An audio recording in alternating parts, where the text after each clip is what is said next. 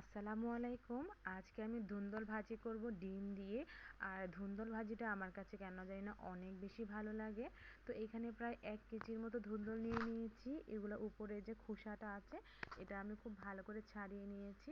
আর কাটার আগে ধুন্দলটা আমি খুব ভালো করে ধুয়ে নেব, কারণ কাটার পরে আর ধুন্দলটা ধোবো না, কারণ ধুন্দল থেকে কিন্তু এমনিতেই অনেক পানি বের হয়। আপনি পানি না দিলেও কিন্তু প্রচুর পরিমাণে পানি ধুন্দল থেকে বের হবে। তাই আমি যে কাটার আগে খুব ভালো করে ধুয়ে নিয়েছি। এখন আমি কেটে নেব। আর ধুন্দলটা কিন্তু যেহেতু পানি পানি একদম তাড়াতাড়ি সেদ্ধ হয়ে যায়, তার জন্য একটু মোটা করে কেটে নেব।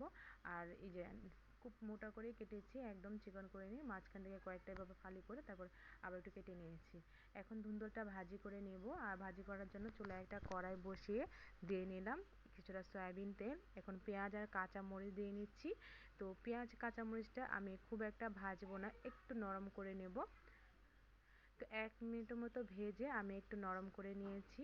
নরম করে নেওয়ার পর আমি এখানে যে ধুন্দলটা কেটে রেখেছিলাম সেই ধুন্দল কাঁটাটা দিয়ে নিচ্ছি, দিয়ে একটু ভালো করে নেড়ে চেড়ে নেব।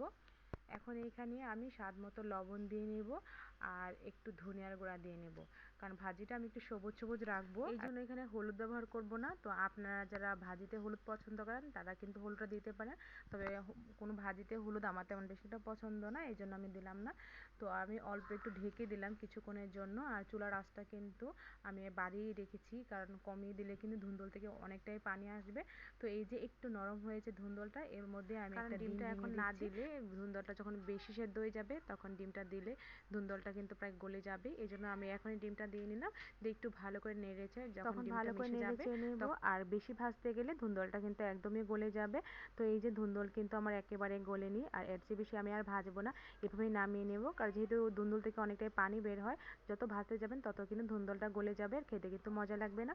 তো আমি নামিয়ে নিচ্ছি। এভাবে ধুন্দল ভাজিটা আপনার গরম ভাত রুটির সাথেও খেতে ভালো লাগে। আপনারা এভাবে একদিন ট্রাই করে দেখবেন। আল্লাহ হাফেজ।